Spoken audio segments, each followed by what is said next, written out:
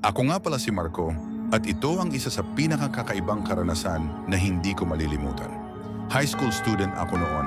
Tanghali, lunch break namin, nasa ikatlong palapag ang classroom namin.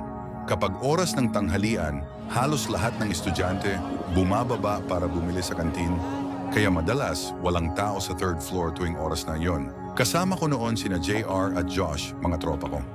Kami yung tipo ng estudyante na hindi nagbabaon pero hindi rin bumibili sa kantin. Laging nasa room lang. Pero tuwing break time, kadalasan pumupunta kami sa CR sa ikatlong palapag. Tahimik palagi roon tuwing tanghali. Sa building namin, may CR sa dulo ng hallway. May main door at sa loob, may mga cubicle na para sa ihi at pagdumi. Walang ibang daan palabas kundi yung main door lang. Habang papunta kami sa CR, may dalawang lalaki ang naunang pumasok sa loob. Mukhang mga estudyante rin. Maayos ang suot, uniform, at yung isa nakasalamin pa. Kami nila JR at Josh hindi pumapasok sa CR kapag may ibang tao sa loob. Nahihiya kasi kami, kaya naghintay lang kami sa labas. Suminyas ako sa dalawa kong kaibigan na may taong pumasok. At sinabi din ni JR, "May tao pa sa loob, pre." Sabay turo niya sa ilalim ng cubicle, kitang-kita pa namin yung sapatos ng isa. Mga ilang minuto kaming naghihintay, biglang bumagsak yung main door, parang sinarado mula sa loob. Sabi ni JR, "Sinara yung pinto, pre. Hintayin na lang natin sila lumabas." Habang tumatagal, naihi na talaga kami. Siguro nasa 10 minuto na kaming nakatayo ron. Sa sobrang ihi, napagdesisyonan naming pumasok kahit may tao pa sa loob. Pagpasok namin, may sapatos pa rin sa cubicle, may tao pa sa loob.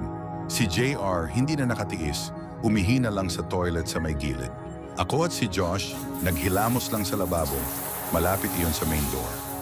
Sa sobrang tagal, hindi na ako makatiis.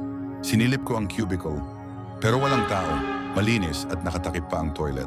Sabi ko, "Akala ko ba may tao dito, pre?" Sumagot si Josh, "Oo nga, pre, kanina pa natin inaantay. Kita ko pa sapatos nila sa awang." Nagbiro pa ako baka pumatong lang sa inidoro, kaya di na namin kita ang mga paa. Binuksan ko yung unang cubicle. Walang tao. Binuksan din ni JR yung kabilang cubicle. Ganon din. Wala ring tao. Si JR biglang uminit ang ulo. "Ina mo, pre, pinalabas mo atay habang umihi ako." Sabi ko, "Di kami lumabas ni Josh. Dito lang kami naghilamos. Dapat nakita namin kung may lumabas, di ba?" Sumang-ayon si Josh. "Oo nga, pre. Wala akong nakitang lumabas." Nilapitan ko ang main door. Nakalock pa. Ibig sabihin, walang lumabas. Sa dulo, nagtawanan na lang kami. Sabi ko, "Malakas lang pananampalataya natin, pre. Kakagaling lang natin sa simbahan. Kung ano man yung nakita natin, di tayo kayang galawin nun." Makalipas ang ilang araw, may kaklase kaming umiiyak sa classroom. Mag-isa. Sabi niya, may nakita raw siyang 2 estudyanteng lalaki sa CR. Pareho ng description sa mga nakita namin. Pero may isang kakaiba. Sabi niya, yung isa raw, wasak ang mukha. Nagkatinginan kami nila JR at Josh. Di namin agad sinabi ang nangyari sa amin. Pero sobrang eksakto ng pagkakalarawan niya sa mga lalaki. Hanggang sa sinabi na lang namin kay Sir. Hanggang sa may sinabi si Sir, totoo raw. May 2 estudyante raw noon sa ikatlong palapag na palaging namamataan nung lockdown, kasagsagan ng COVID. Pinili na lang daw niyang huwag pansinin. Kaya kung ano man ang nakita namin sa CR, hinayaan ko na lang. Ayoko nang isipin pa. Basta ang lagi kong tinatandaan kung totoong tao man yon o kaluluwang ligaw, hindi niya ako kayang galawin dahil malakas ang pananampalataya ko sa Diyos. Kung nagustuhan mo ang kwentong to, may mas nakakakilabot pa sa susunod.